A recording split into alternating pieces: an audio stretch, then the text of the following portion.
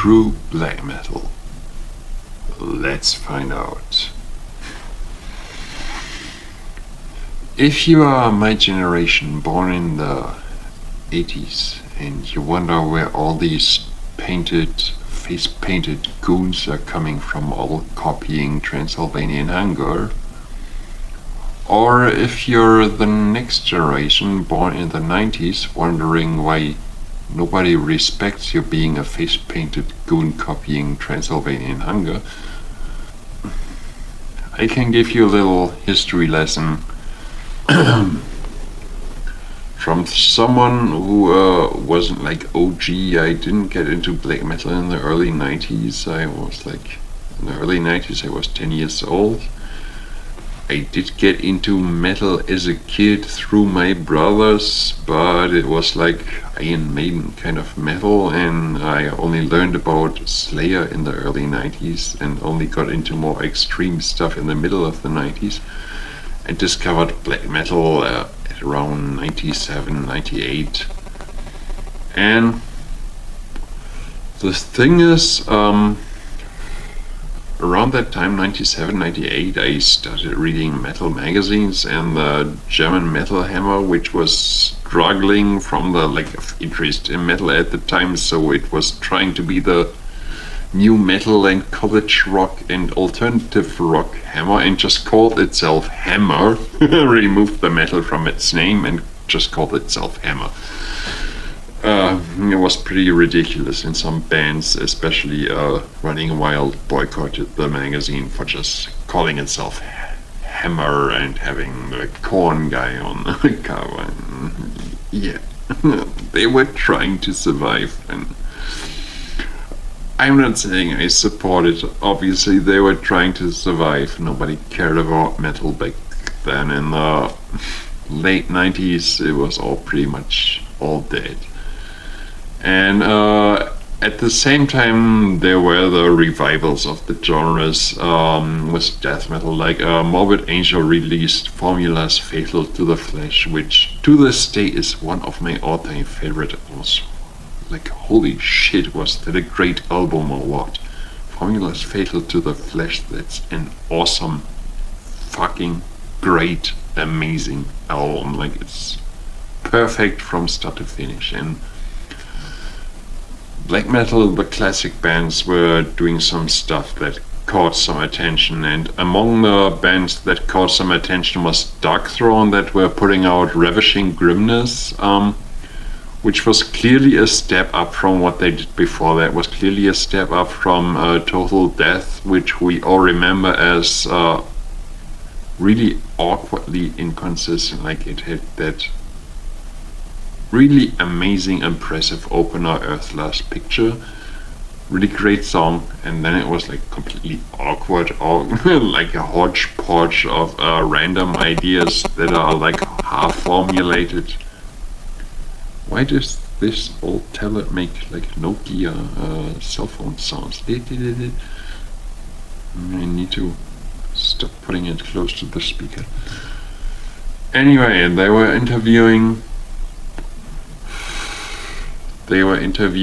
Darkthrone in the Metal Hammer minus the metal back then, and it was interesting back then, 1998, was that Darkthrone was known, or lack thereof, as the band from Norway that nobody knew about.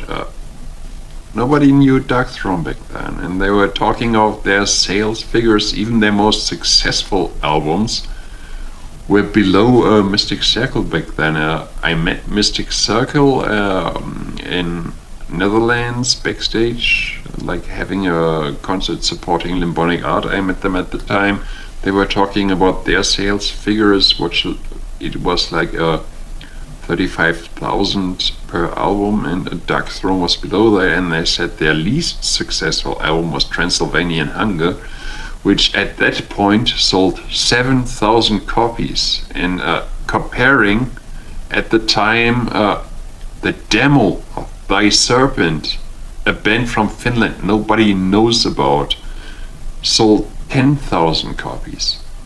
Thy Serpent, it's a band, I think they're only known because the guy from Gloomy Grim played drums for them. I don't know. Nobody knows Thy Serpent, and their demo sold 10,000. Transylvanian Hunger in 1998 had sold 7,000. That album sold less than a demo from a completely obscure, unknown band, and the Darkthrone albums as a whole sold less than a crap band like Mystic Circle. It was a completely unknown, completely obscure band. Nobody knew Darkthrone. Everybody knew Mayhem and Bosom, but nobody knew Darkthrone. So that was kind of like a point of time where that still existed, because nowadays true black metal, the idea of true black metal, it's Darkthrone. Like, if people want to do true black metal, it's Darkthrone, Darkthrone, Darkthrone. You gotta be like Under a Funeral Moon, you gotta be like Transylvanian Hunger, it's all Darkthrone. True black metal nowadays is Darkthrone. How did that happen? Then we get to around the 2000, like around the turn of the century. It started a little earlier, 1908, 99, 2000. Two bands, one label, Nagaroth, Judas Iscariot. They literally invented the modern idea of true black metal.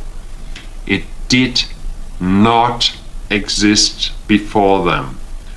The true black metal idea did not exist before those bands. They were the ones who were saying, you gotta paint your face like an idiot, you gotta steal riffs from Darkthrone, you gotta copy Darkthrone identically, you gotta have this exact same lyrics, the exact same sound.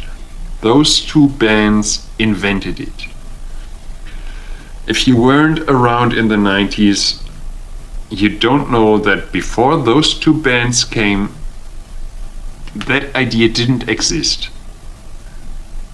It only existed when they came and started saying the true black metal means you gotta have these badly produced drum blasts and these bad copies of Darkthrone riffs and the really bad screaming vocals and the ridiculous painted faces and the ridiculous fake satanic mysticism, all that crap that is seen as true black metal. It's all rooted in Nagaroth and Judas Iscariot.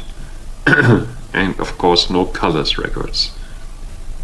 They were the ones who invented it. It did not exist before that.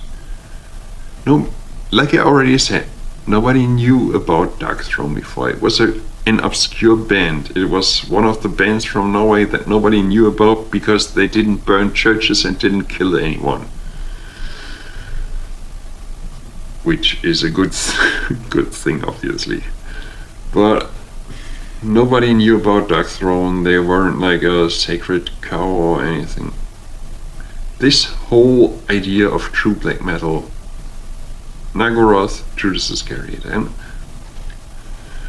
we can get into the story that Nagaroth, there was that famous website detailing his lies about his own career, and there was some controversy about that, and people forget that that is the traditional black metal. Like 80% of what Quorthon from Bathory said was made up shit, and 80% of what Euronymous of Mayhem said was shit he made up. And Immortal is a great example. Like Abath, a friend of mine, he was doing a split with Abath, and he was boasting about Pure Holocaust. I sped it up 13%. Battles in the North, we sped up the drums 13%. And the demos, they obviously made the years earlier, so they can be the earliest band from Norway. And it's all made up shit. It's traditional black metal, because heavy metal by itself is a genre that is larger than life, and black metal was trying to upend heavy metal by being larger than life. That was the original idea, and the only people who were against it were the people like Vag Vikernes, like, oh, I'm too smart for this metal scene, they are all so degenerate, I'm too smart for it, so yeah, motherfucker, go play 2 notes on your synthesizer for 28 minutes and call it a song. You're a fucking retard. But that's the problem with Nagaroth, that Nagaroth, like Vag Vikernes, was trying to present a serious ideology, which is much more serious than the over-the-top, larger-than-life shenanigans of metal, like, oh, we're so cool, we recorded our first demo in 1871.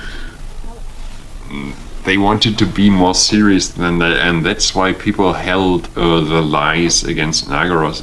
It's not like it's new in black metal, it's not like Quathon didn't do it, it's not like Euronymous didn't do it, but people held it against Nagaroth because Nagaroth was trying to be serious.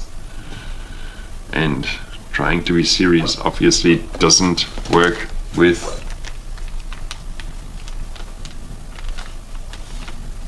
Sorry that my video is giving my dog nightmares.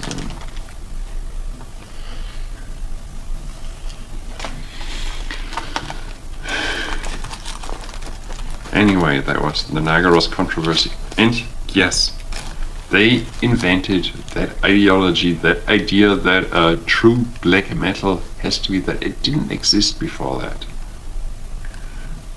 1998, they had the sales figures. They talked about it openly in the Metal Hammer minus the metal in the... What was it? New Rock and Metal Hammer. Always with Jonathan Davis from Korn on the cover, or Marilyn Manson or some crap like that. That was a really shitty time.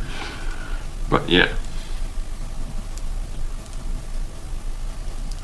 And I talked about sales figures with the Mystic Circle guy, and they sold more than Darkthrone. So Darkthrone was... They were nobodies in the 90s. They were complete nobodies. And this whole shit about that being true black metal, it didn't exist before Nagaroth and Judas Iscariot started it. It didn't exist. Back in the 90s, true black metal, it was everything from Beherit, Mystifier, obviously, like, you don't get more true than Mystifier, even though most of them are very literally black metal, but you know the story. Or the first 2 Samael albums, especially the first one, Worship Him, or the old Greek stuff, Rotting Christ and Darkthrone. Like, it was a very mixed idea of what black metal was and how black metal was supposed to be. There wasn't this true black metal ideology of everybody painting their faces the same way, having the same style of logos, having the same style of riffs, having the same style of drums, having the same style of lyrics. It didn't exist before the popularity of Judas Iscariot and Nagaroth. It didn't exist. Black metal back then was still everybody doing what they felt was right. And after that wave came, there was that idea that true black metal means we all need to exactly, literally to the T, copy that one single idea. It didn't exist before then, but it existed after that. And I guess since then, that's true black metal. If you follow that, if you're in a band painting your faces like a clown and having a generic Christoph vital, whatever he's pronounced, like logo, and having your cover all black with some guy with a painted clown face holding candles or whatever shit, and having lyrics like the 12 candles of Satan in the full moon night, or what kind of crap. The whole super generic, boring shit with zero creativity, just ripping off classics with no identity of your own. Like that's what Nagaroth and Judas Iscariot created to be true black metal, but obviously it's just complete shit. People who do that shit are just a complete waste of energy. And please don't support that shit. Don't listen to that shit. Don't pay money for that shit. Don't even acknowledge that shit. It's garbage. That's just some crap based on a label campaign by No Colors Records, so the guy from No Colors Records could build his house from his label money with his fake ideology created by his fake artists. It's just complete crap. Completely useless and completely devoid of energy, completely devoid of creativity, completely devoid of any spirit or meaning whatsoever. It's just complete crap. And they call it true black metal because that was the true black metal ideology that was created, but it's a fake ideology. It's just created by two retards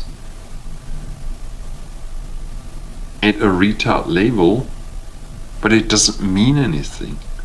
Just because some retards create some fake ideology doesn't mean it's true. What kind of world would we live in if every retard creating a retard fake ideology would mean it's true? Obviously it isn't. It's just complete crap. And the people who follow this shit are just making complete crap and wasting everybody's time, including their own. So stop supporting that, stop enabling that, just stop giving them the time of day. It's just completely stupid and shit and a waste of time.